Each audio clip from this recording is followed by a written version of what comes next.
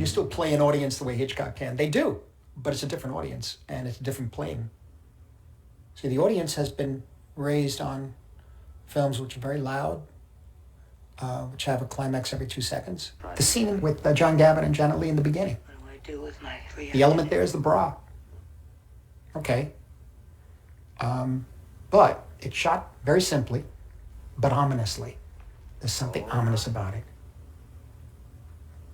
The scenes in the office are kind of all right, you know, with that Texan. For his style, the blandness of the scenes and the blandness of the framing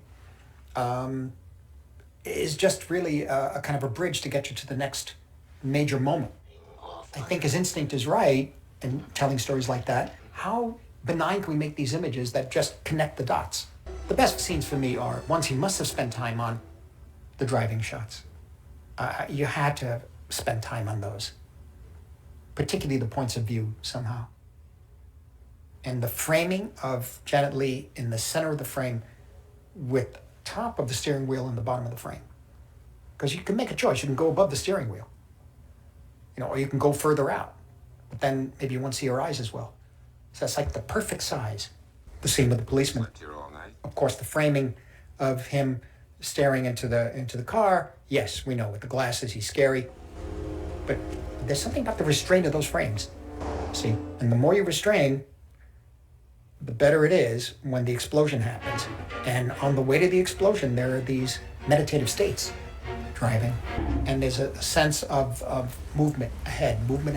She steals money, then she decides to drive away, then she becomes guilty about it.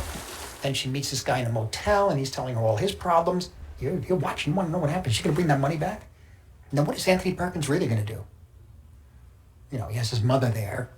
Maybe there's going to be this whole thing going on with the mother and him and her. And I mean, you're taken down a path. But what's great about it is that all your expectations are taken and turned upside down at that time. As it is now, we expect certain things. And it took storytelling at that time and says, no, I'm not going to give you that.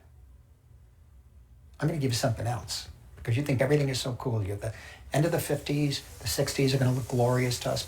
I think it was really important for who we were then.